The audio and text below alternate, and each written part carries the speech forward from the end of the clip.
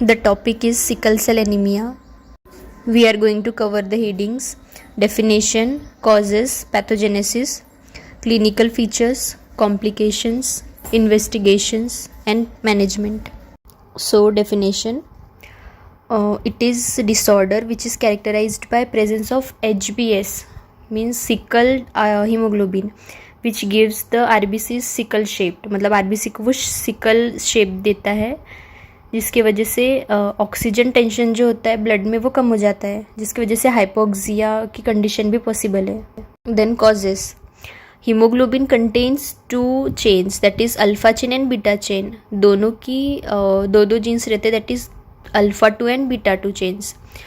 Then beta chain में देखेंगे it is polypeptide chain, जिसमें अमाइनो एसिड्स प्रेजेंट होते हैं. सपोज चेन है कोई 5, 6, 7, 8 नंबर की, 6th पोजीशन पे if glutamic acid is present normally. Then sickle cell anaemia में क्या होता है, ये 6th पोजीशन पे जो ग्लूटामिक एसिड है वो रिप्लेस हो जाता है वैलिन से, जो कि it is one of the other type of amino acid. So there is mutation in 6th position of beta chain. अब ये म्यूटेशन 2 तरीके का हो सकता है. First is sickle cell trait and second is sickle cell disease. So first is sickle cell trait. अगर mutation कोई single gene में हो रहा है तो उसको सिकल सेल ट्रेट कहा जाता है, and this is heterozygous condition. Then second is sickle cell disease. अगर म्यूटेशन दोनों जीन में हो रहा है then it is sickle cell disease. ये होमोजाइगस कंडीशन है. अब देखेंगे कि जैसे कोई हाई अल्टीट्यूड की जगह है, उसमें अगर हाइपोक्सिक कंडीशन हो रही है और RBCs आर सिकल शेप्ड और मॉलिक्यूल्स मिलके तो पॉलीपेप्टाइड चेन्स बनाते हैं, जिसको सिकलिंग भी कहा जाता है. उसके वजह से क्या होगा, RBC की मेम्ब्रेन जो है वो वीक हो जाएगी, जिसकी वजह से वो इजीली ब्रेक हो सकती है. It leads to haemolysis. So पहली मेन कंडीशन है सिकल सेल एनीमिया की, that is haemolysis. Then second condition है वेसो ऑक्लूजन. वेसल्स में सिकल शेप्ड RBCs ऑक्लूड होने की वजह से वैसे ऑक्लूजन हो सकता है. अब जैसे एग्जांपल में देखेंगे, चेस्ट में जाके वो पेन स्टार्ट हो सकता है, जिसकी वजह से अक्यूट चेस्ट सिंड्रोम होगा. वेन में जाके वो स्ट्रोक कॉज कर सकता है. यूरिन में जाके यूरिन की कैपिलरीज को ब्रेक करके haematuria and proteinuria can happen. Then pathogenesis. So ये क्लिनिकल कंडीशन है जिसके वजह जो वेनस ऑक्लूजन की वजह से होता है. Then it is caused by polymerization of deoxygenated hemoglobin S, which results in change in the shape of erythrocyte, जो कि नॉर्मल शेप है उससे चेंज होकर वो सिकल शेप्ड बन जाती है. Then RBC membrane becomes stiff and viscosity increases. Then due to dehydration cell के अंदर जो पोटेशियम और कैल्शियम का आउटफ्लक्स एंड इनफ्लक्स है वो चेंज हो जाता है. मतलब पोटेशियम का लीकेज शुरू होता है सेल से, देन कैल्शियम का इन्फ्लक्स शुरू हो जाता है, जिसकी वजह से it can leads to large vessel diseases.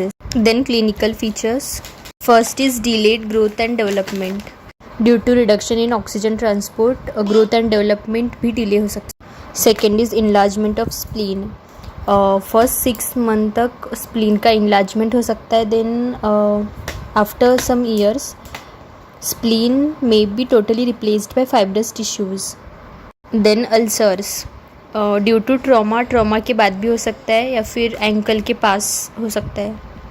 Then CNS में देखेंगे ब्रेन सिंड्रोम मिल सकता है चिल्ड्रंस में. देयर में भी occlusion of cerebral vessels which can leads to stroke.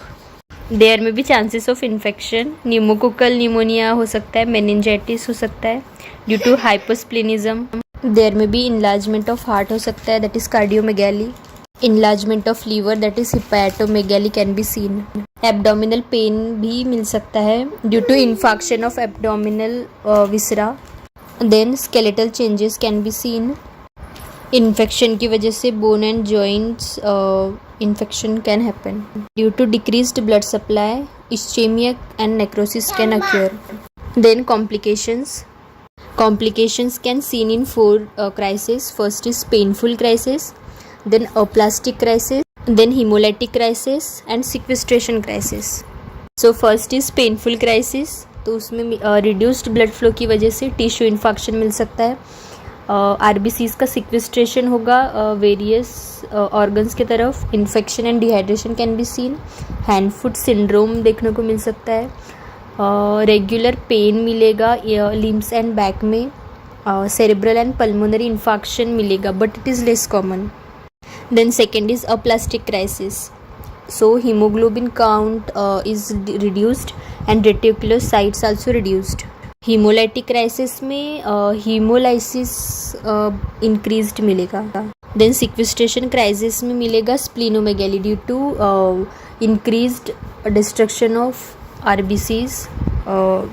Splenomegaly can occur. Then investigation,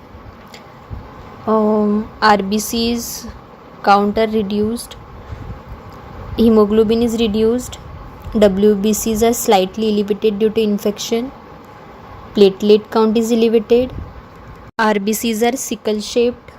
Then management, folic acid regularly शुरू रखेंगे, antibiotic दे सकते हैं to prevent infection, analgesic can be given, blood transfusion can be done if PCV level is more decreased. Then bone marrow transplantation can be done.